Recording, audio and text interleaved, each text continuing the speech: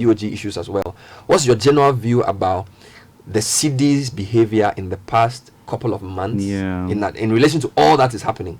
Yeah, I suspect the past month or so, Bernard, has been quite historic. I'm not sure we've experienced this type of variations of cedi depreciating and cedi appreciating that we've had. So clearly, there's some element that has entered, into that. Because generally, the first quarter of each year, you have these pressures of, importers making good the payments they have to make, dividends coming due, interest payments being repatriated, etc. This time around, in addition to that, was this uncertainty about where Ghana will be as we exit the IMF, and investors lack of certainty about what to do. That coupled with the push to conclude the IMF program well, I think led to these. But as I explained about 3 weeks ago, we're pretty comfortable with the reserves that I expected, which was some 300 million from Cocoa Board and another 600 expected. We did a bridge of $500 million or so. And then, as you know, we were very successful with the Eurobond. So for the first time, I think we have about 5 months of import cover, somewhere north of $9 billion. So at that point, I think you should have created the type of stability that is required. And so we need to really determine what the nervousness is about that is leading to that. But we are setting up a committee to really fundamentally look at the foreign exchange regime to see how we can sort of take out the noises. People feel that so long as we import food, or we have net imports of foods, and so long as we are net importers of energy, so long as we are net importers of high value items, our exchange rate would, or our local fiat currency would keep depreciating. Yeah.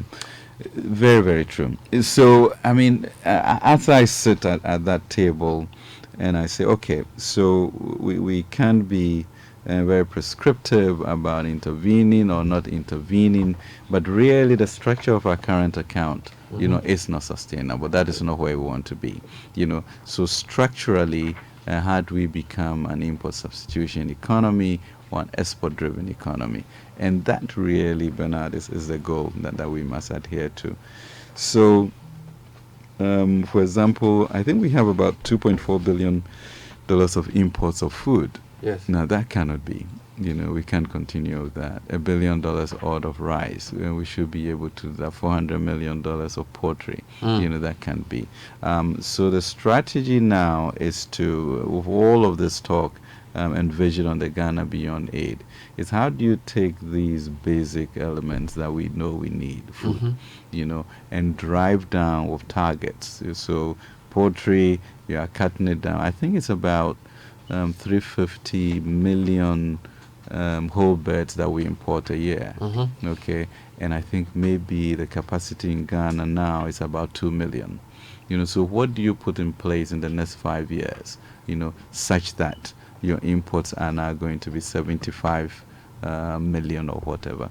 But at the same time, the poultry market internationally, the EU is subsidizing about $1 billion a day for agricultural products, okay? And then they are stocking up.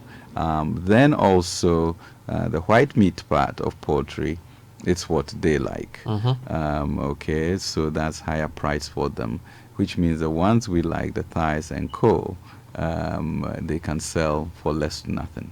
So you are going to compete in a way in which I don't think you're ever going to be able to achieve price parity. But then we as a nation should then be clear how much we want to pay for chicken. And we have to have a broad consensus on driving towards that. Then you also begin to look at rice and say $1 billion of rice. Certainly, if I put 300 odd million into rice production nationally, we can drive down that price. So I think it's those sort of deliberate structural issues that now AGRIC and the interministerial group. Yeah, but Ken, some people feel you blow hot and cold as a government on this because yes, you are right. On the AGRIC minister side, maize has done well, and rice is told us this year we will reduce imports by 50%. And clearly, planting for food and jobs is achieving something. Right. But when we look at some of the decisions you take at the ports, we get the impression you are very beholden to importers. So in your first budget, you removed quote-unquote nuisance taxes, a lot of which was at the behest of importers and other people. Now you've recalculated the valuation for imports because you feel our port is not competitive enough. Can you explain why this does not contradict the import substitution export-led strategy you are talking about? It's we are going through sort of structural changes in how we look at things. And so, for example, if you look at revenues, we've moved revenues from 30-something odd billion to close to 60. That is a 90% increase. True, we have not been meeting. We've been missing our revenue targets by 5% or so each year. But this is 90% increase over 2 years. So at the same time, expenditures, of course, have not gone up by that much. It's from about 51 to about 72. So that's about 41% odd increase in there. So that's one. Then you look at the issue of the ports. And if your ports are uncompetitive, they are uncompetitive. Forget about importers or being beholden to importers. Now, fundamentally, Bernard, when I reduce rates at the ports or the benchmarking as we are talking about it, what am I doing? Yes, I am reducing for importers. I'm also reducing for capital equipment that is coming in, raw materials that are coming in, which is to serve the needs of our manufacturers. So it's not necessarily counterintuitive. Now, the ridiculous thing that we have experienced these past 2 years is to see, a Lome port increased by almost 300% in terms of container delivery, and Ghana's by about 4%. And we know that somehow, because we are less than vigilant on our borders, this is coming back through. So that is revenue that we are, losing, that we shouldn't lose. I think my expectation is that we will claw back, this misdirection of our containers back through our port, so that our revenues come back. It's always counterintuitive when one is reducing rates, and because you wonder whether the supply response will happen. And I believe strongly that we'll be able to do that. Well, but a couple of points there. Yes, I understand the issue about competitiveness of the port, and I understand what you said when you say by reducing some of those charges, then you are going to increase volumes, and therefore you can increase more revenue. But two things there. Why aren't we applying this to just manufacturing goods and components for our industrialization? That's point one. And point two, if you apply this to consumables, how sure are you that the importers will even pass on the reduced cost of the import to consumers? Do you get my point? But a lot of people feel that you are just going to help importers make more margins, and the people who go and buy the hair wig and all those things will still pay the same thing because the importers are just making more money. So how are you going to ensure the follow through? And why not restrict this to goods that are intermediate and not finished goods? There are two things. I mean, one, once we get more competitive, my expectation is that our manufacturers will also begin to get more competitive. And I mean, the benefits of competition, anybody can always, challenge that, will this happen or will this not happen? And we believe that the supply response will always move towards a pricing that is more conducive to the consumer. So that's the type of risk that we will take, as a right to center party, saying that, look, if the city is competitive, soon the best will come to the top, and those who can't compete would fall off the scale.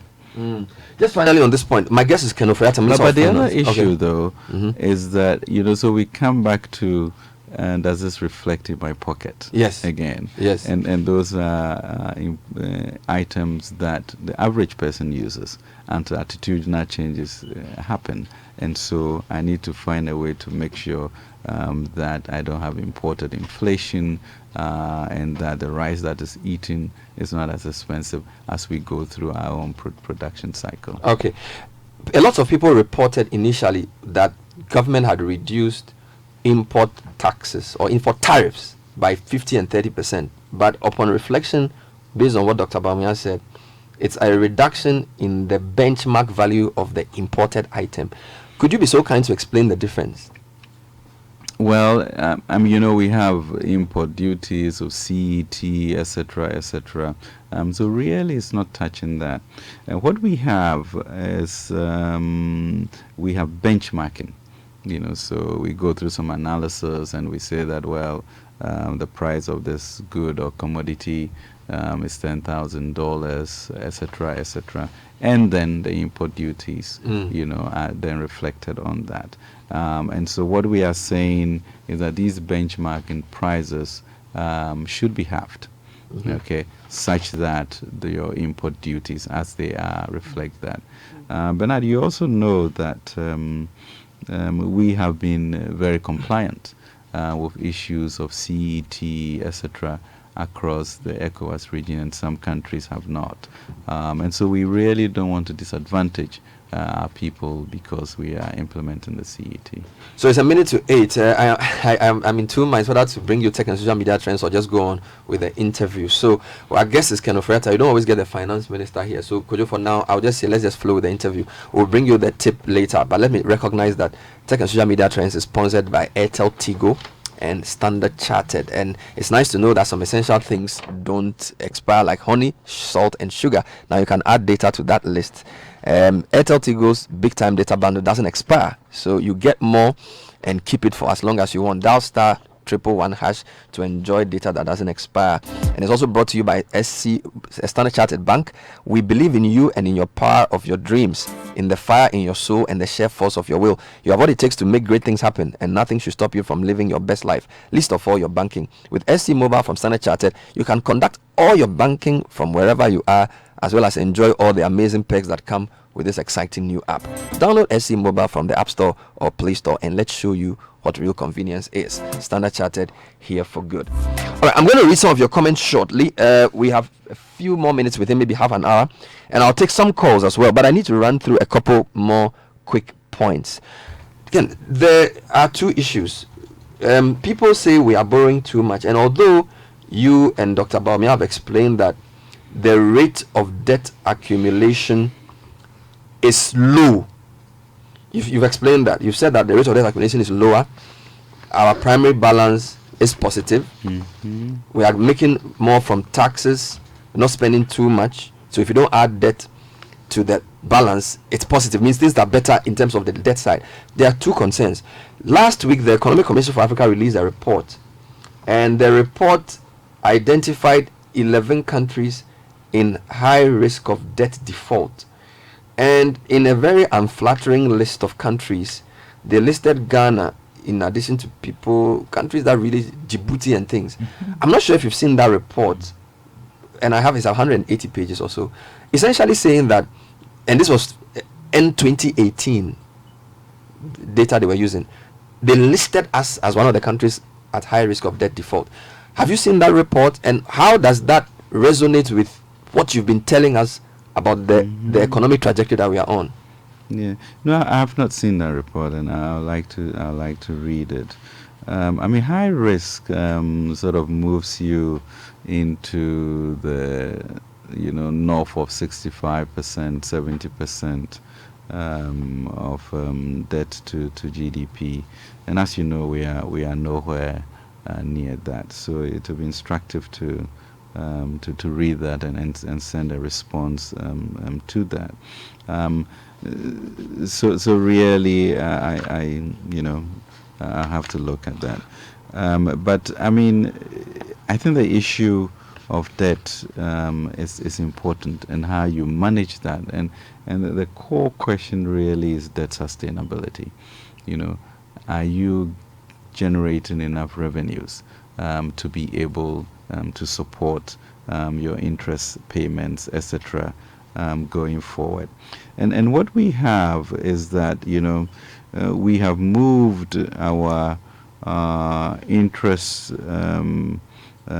payments to our tax revenue from somewhere around 47.5% to 41.22%, and the trajectory continues downwards. So that's important, and that's where we keep talking about the need to watch your primary balance, so that you are not borrowing to support your payments of interest and okay, so 2 points there. So you haven't seen the report, which is fair.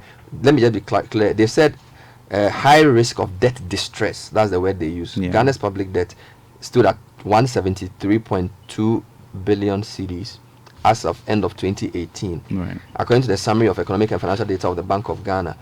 And then they named other countries in the group to include Burundi, Cameroon, Cape Verde, Central African Republic, Djibouti, Ethiopia, Gambia, Mauritania, Sao Tome, Principe, and Zambia. This is high risk, and they had other moderate risk. Two things. You say our debt to GDP is now below 60. We know we recalibrated and rebased the GDP. That's correct. But you also know that some analysts think that a better measure of your debt sustainability is not just debt to GDP, but debt to, say, tax revenues, or debt to exports. Those are the numbers I just gave. And so for those numbers, what do those numbers show about our debt sustainability? Yeah, that's what I'm saying, that we have moved from about 47.4% maybe in 2016 to where it was 41.9% in 2018, and we expect it to go down by 2022 to be about 30%.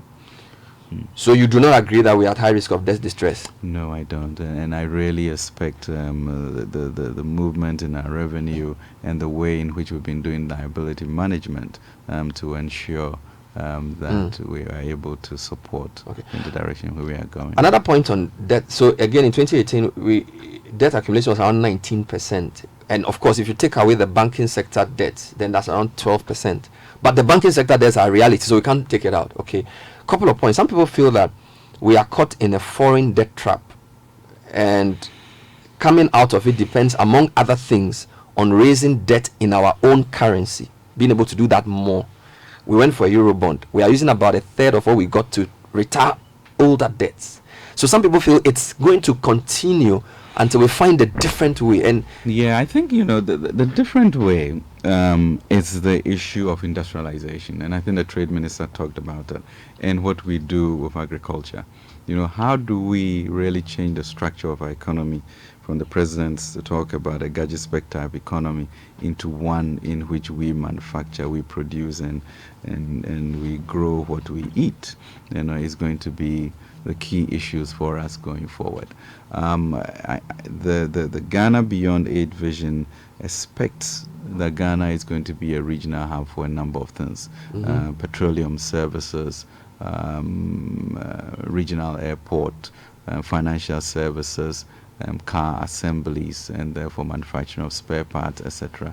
That begins to structurally change, and this is something that has been done in countries like Morocco, etc. So it's not a pipe dream. It's a certainty that we must, and that then changes this whole equation and calculus that we are talking about. What about the issue of raising more debt in our own currency as against debts from the external market? Okay. So Bernard, you have savings, and investments, and we have a huge gap between what we need for investment and the savings. I think it's only these past 7 odd years that really the pension fund industry is now growing to be able to be part of participation in sort of local bond flotation. And that we have to encourage. There's no question about that. But if you get cheaper money outside, you do go to Eurobond. So, for example, I think the 2030s, which is the bond we did in 2015, is a 10.5% coupon, even after a World Bank wraparound in terms of a guarantee. Now you do, and let's say this year we got 8.125% for the 12-year bond. Okay, so that's a difference of about 2 percentage points. 2 percentage points on $1 billion may give you about 20 million odd. So for 10 years or so, that's like 200 million cedis, dollars. Now so doing an 8.125 this year, it's a much better deal to use that money to then retire that. So you save on the 2 million. So there's going to be quite a bit of liability management going on, given that the prior bonds we had were tied too expensive, and we need to manage those out. Let's talk about this structural economy thing. And listeners, I will take your questions at 8:15. So if you want to call, we'll give 5 minutes for questions, quick, straight to the point. Ken will address them before he goes to work in the finance ministry this morning. So somebody put out something I thought was interesting. It says, looking at the charts from yesterday's town hall meeting, it appears that there is a slowdown in industrial growth. So let me read it. It says, another chart from today's town hall meeting, NDC's overall GDP was 3.4% in 2016. However, their non-oil growth was 4.6% in 2016. Notice, however, that in 2017, NPP reported an overall GDP, including oil, of 8.1. But non-oil growth remained 4.6, same as NDC's in 2016. Now, which NPP initiated policy in 2017 was responsible for the oil sector growth that accounted for the stellar growth in 8.1? And then he says something. Curiously, if there was such a stellar policy in 2017, we should be seeing incremental growth in 2018 instead of the downward trajectory to 5.6.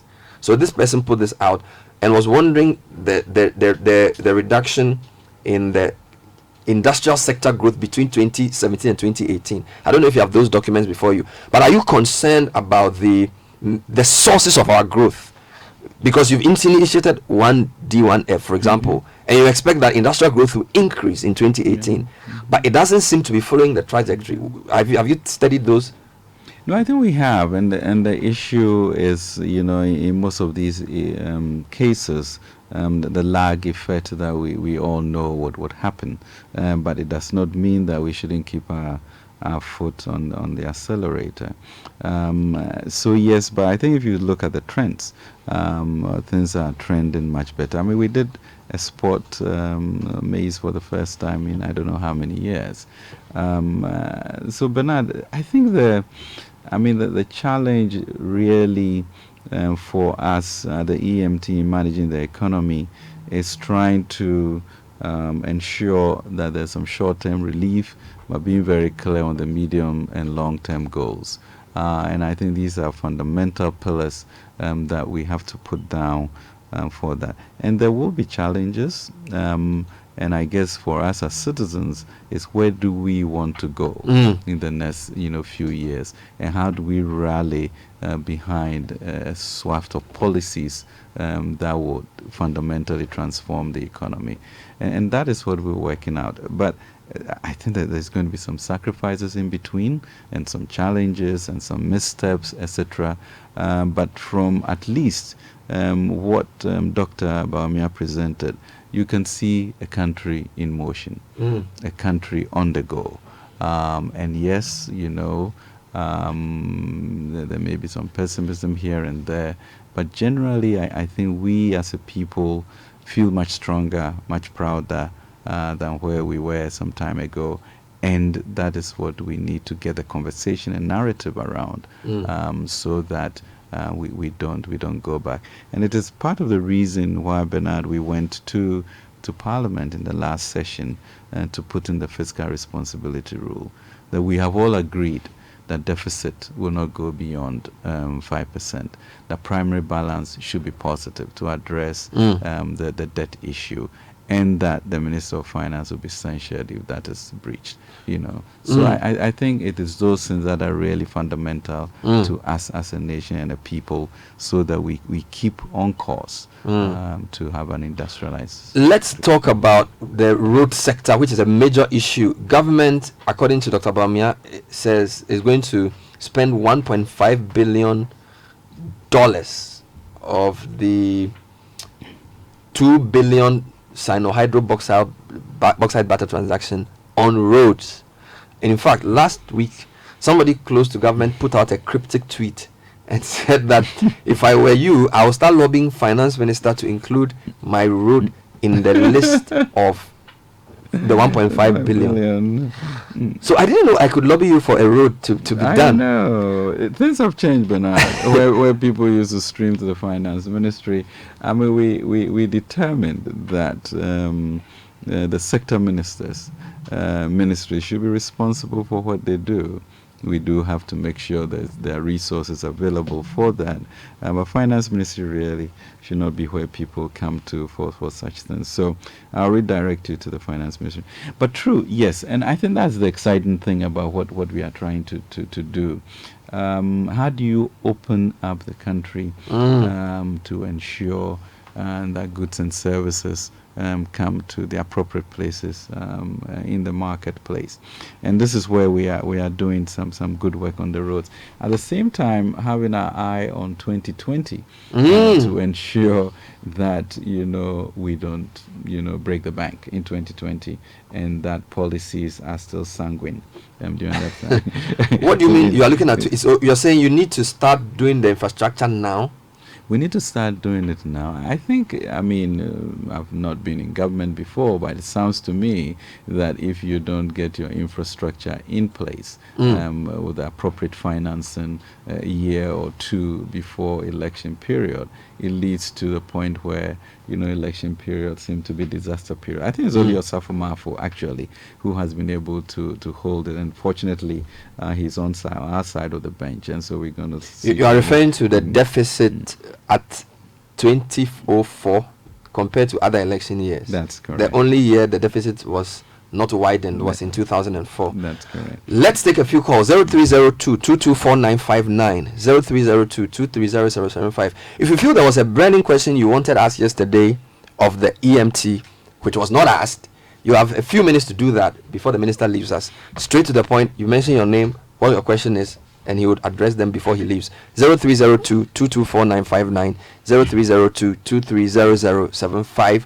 And we also have a third number for those of you who have not been calling us. We have a number called 0202-063-598.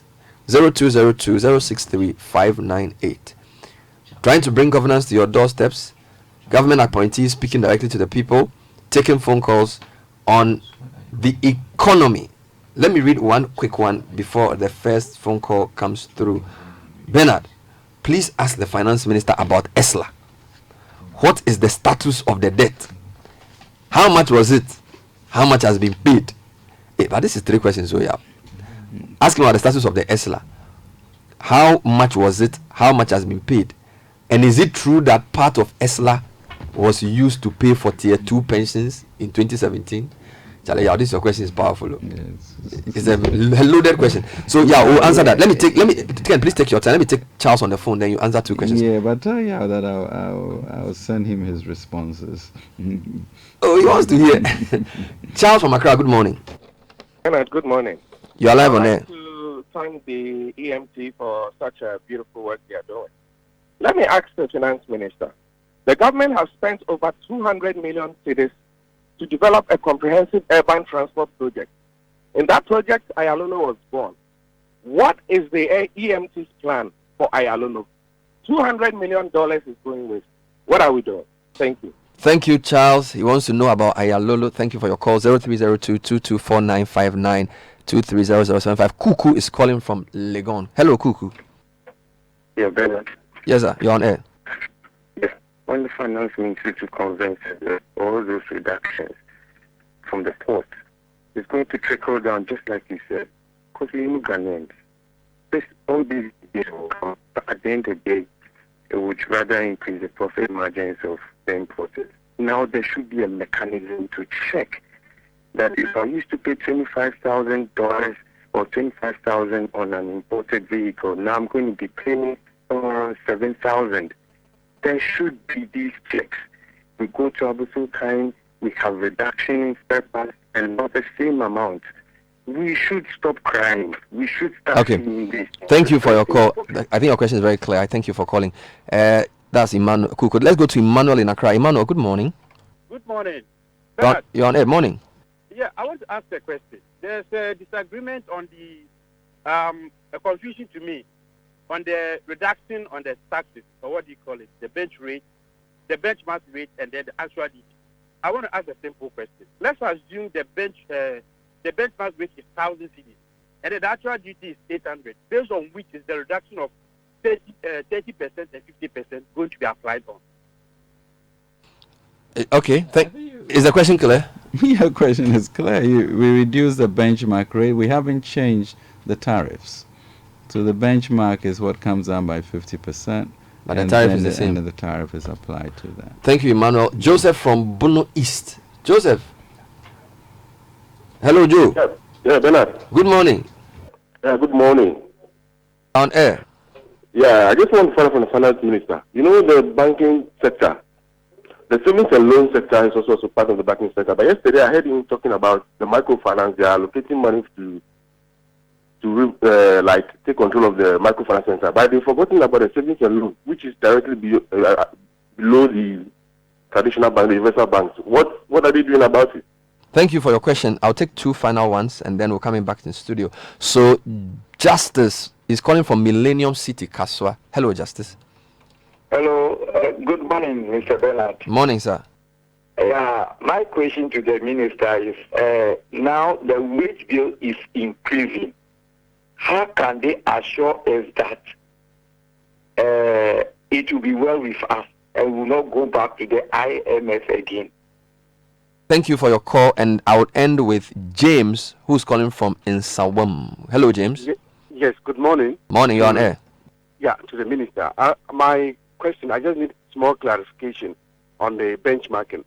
Does that affect already known value that customs system is using, or it's only for those values that are not in the customs system?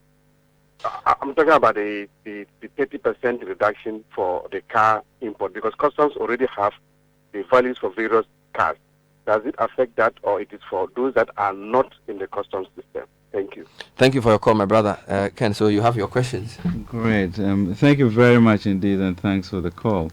I think yesterday I did speak about the microfinance institutions, and that we put some resources aside for that. It's in the same vein that we are looking at the SDI, Special Deposit Institution, which includes the savings and loans. So those also we are putting together a plan for, because we really want to, by year end, have a sense that the banking, the financial sector is also on a good footing. On the wage bill front, I think that has sort of kept reducing in terms of percentage to tax revenue since we came, and it was 49.9%, came down to 47, 45, and we are now around 43% for this year. But I think you asked a good question about the IMF, and this is our 16th, and I think we have exited for good. We put a lot of sort of irreversibility structures, buffers in place, such as the fiscal rule and the advisory and the financial services sector. And then also we now have discussions with employers and union called the Social Partnership Agreement, which would enable us to monitor ourselves, set targets, and make sure that the IMF, in a sense, is replaced by our own stakeholders to be on course. So we are very confident about that going forward. And if you add that to the type of industrialization agriculture plans that we have, Justice, I can assure you that we won't get back to somebody asked about the trickle down effect, because it felt, as I indicated, that importers will just chop the profit. Yeah, that's true. But Bernard, then that becomes the issue of our Anansi sociology. How do we, as our own people, begin to discipline ourselves, and how does competition force prices to be competitive? But really, in a sense, Are we going to continue as a disciplined society in which there is social justice and therefore a pass-through and people paying their taxes? But that's a bigger conversation that we should have as a nation. Somebody wanted to know a couple of points. I think it was the first caller. Transportation project, $200 million. Ayalolo is not working. I don't know if you've addressed that already. I haven't addressed that because I don't have the full information on that. But I can send that through if I get his email. But still on the port, just randomly came. So I'm told that there was the EMT tasked an interministerial committee to look at the MPS project and the effect it will have on jobs at the port. Since the port is so important to you, and I did interview the CEO of the Ghana ports, who did confirm that over 1,000 people may lose their jobs when the new controllers of the port take over. I'm not sure if you have averted your mind to the reports, because we've been giving copies, and it seems as if there are a lot of unanswered questions about what will happen after MPS starts running this port. I think that's true. There's lots of questions, and it's a subject, of discussion. I'm not sure that it is over with, but that's a key point that we have had all sorts of inquiries and representations on. But we will do the right thing for Ghana. So can I say this is not over? You are still because the report I'm told was ready a year ago and it hasn't been acted upon. Yeah. So it's not done. You will do something about it. We have to do something about it. Somebody asked about savings and loans. Yes, I addressed that. This was the special deposit institutions. We've done the microfinance. I think we are clear on how much resources we are going to put into that. And then we also have a plan for the SNLs. Yeah. All right. Let's wrap up with a few quick text messages. And this one is called 1 minute, 1 text. So you answer it before you go. It's like 1D1F. Right. 05499. But I think you did talk about some of the roads and the infrastructure, which is important. Okay. I mean, places like Accra City, inner city roads, Kumasi inner city, Tamale interchange, PTC runabout in Takoradi, Adenta Dodowa, Sunyani. Adenta Dodowa dualization. Yeah. And then Sunyani inner city, Cape Coast, New Abrim of Fuase, and then Jasikan Road. So all these will be completely redone. Will be done. So is Jasikan part of the Eastern Corridor? Yes, it is. I see. Yeah. All right. So I'm told on Friday the Tamale interchange will be commissioned. That will be on the 10th. So that's next week. Next week. The Tamale interchange. Will be done. So really, we are, Bernard, going to see, enhanced activity. Not only will that be ensuring that we have better infrastructure, but the jobs that are going to be created. There's a 30% local content, and so we get our contractors, back into operation. Some people wanted to know whether this import valuation thing didn't have to go through Parliament before it was announced, because I think Doc said it takes effect from today. Yeah, I mean, there are going to be administrative issues. I mean, when you talk about benchmarking, you are not talking about stuff that is legislated. Is that right? That's administrative. Yes. So it's not that. Exactly, because we haven't talked about the import tariffs being changed. What does the finance minister assess the progress of NAPCO to be? Is NAPCO doing any value addition vis-a-vis the cost we're incurring on it? I don't know whether that's an unfair question, because if I have my son sitting at home for 3 years and now he's being paid 700 cedis, I think it's important for the family, but I think more important also is for the self-dignity of going to work. And then the program is that it gives you another chance for 3 years in which you can also retrain yourself to good effect. So net I think it's one of those really sort of seminal events in a lot of people's lives, to see a way forward and to feel like there's social justice in the country they live in, and appreciation as a Good morning, Bernard. Please ask Finance Minister why 1D1F is not being financed. It needs more money from finance, at least what has been allocated in the budget. Is this true? 1D1F, I mean, I think I'm in the middle of concluding $100 million facility for Exim Bank, for example, which then has much more favorable rates to support 1D1F. So those are what we are doing. And then Trade Minister has also negotiated with a number of banks so that there's a 1D1F window or desk, you may say, to help facilitate that. As we pick up revenue, we'll also have more resources for that. Somebody says zero tax for textiles was gazetted in December 2018. Still no implementation plan for it to start. Yet the president announced it in the State of the Nation address. Are you aware of this? Yes, I am. But I think, even more significant is what the Trade Minister is doing with Akosombo textiles, etc., to rehabilitate it so that production will pick up and employment will go up. And in that regard is also making sure that people who bring textiles in are appropriately taxed.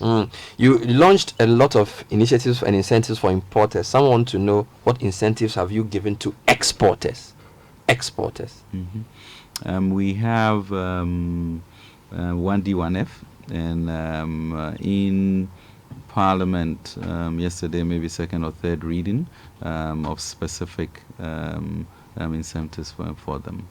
So that's not being taken for granted at all.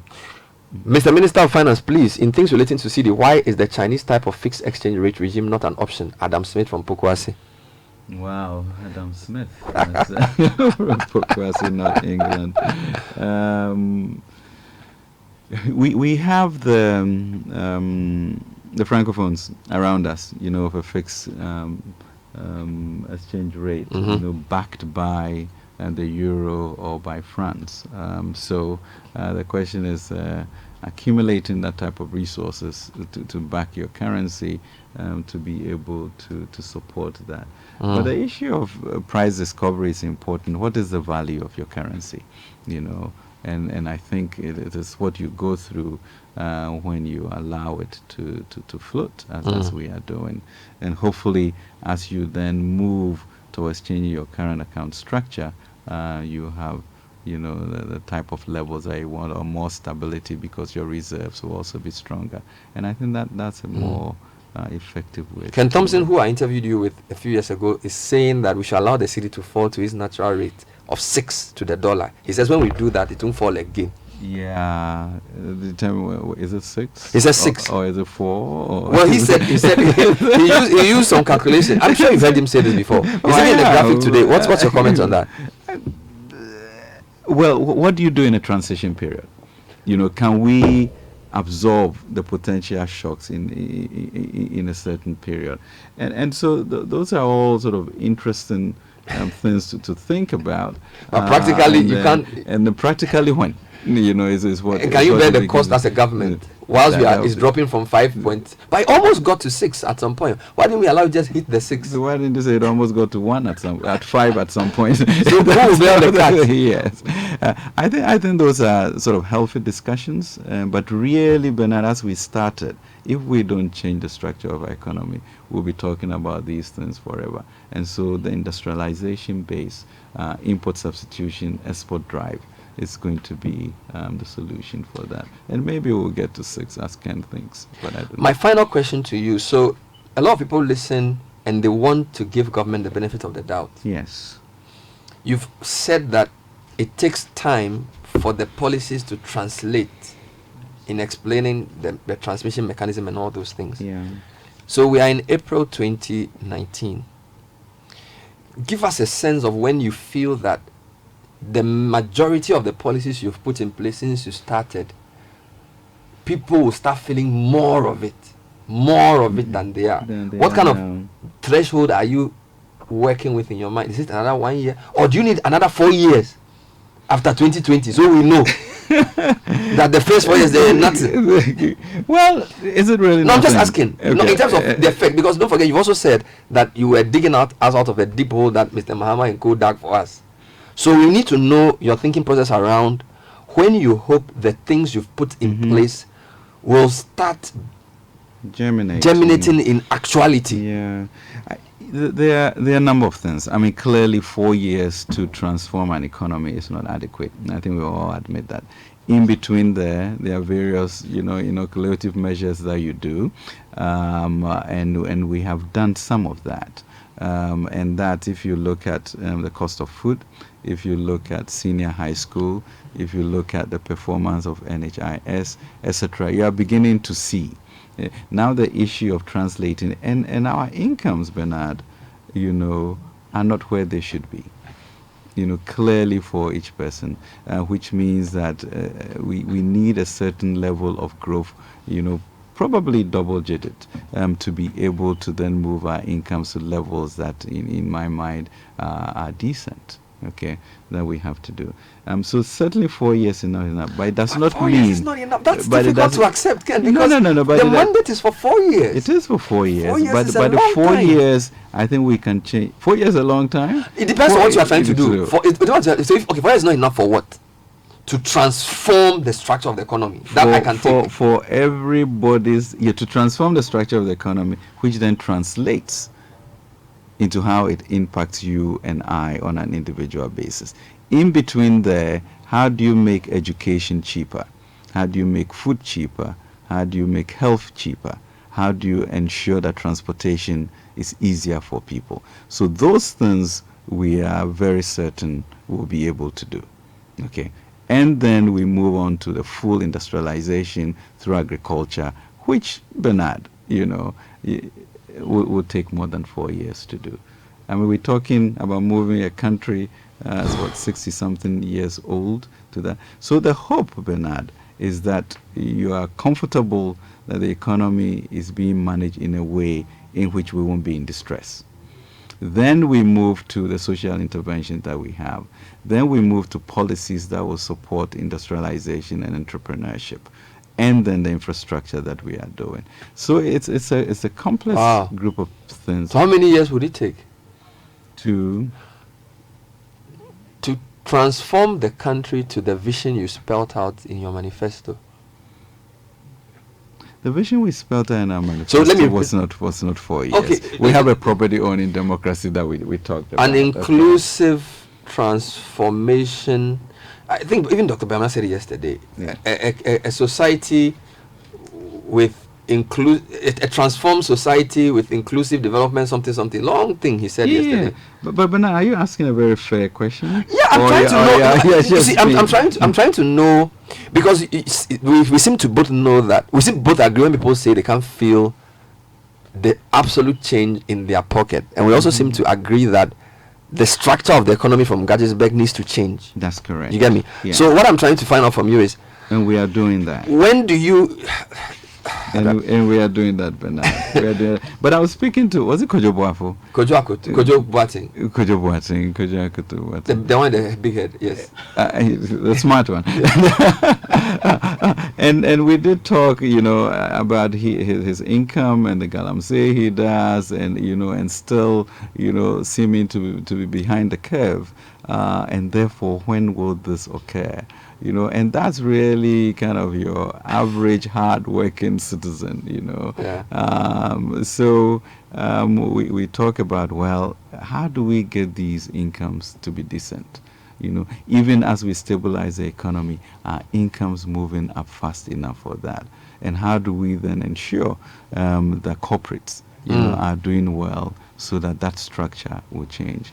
And that should be our goal. But even in that period, we should make sure that social services are available, that people can go to school, people can go to the hospital, people can get transportation, and food, is affordable. So we are confident that we'll do very well by the end of the fourth. So period. Singapore, China, and Korea. Yes, tell me how long they took. They took a generation. Yeah, I mean, I don't know. And we are not ready to. Well, but we have to wait. Well, I don't know. So Bernard, you have all of this data, okay, which seems to suggest that it takes quite a bit of time for transformational change. And I think maybe it's that conversation that we should have as a narrative. It's not a political discussion, Bernard.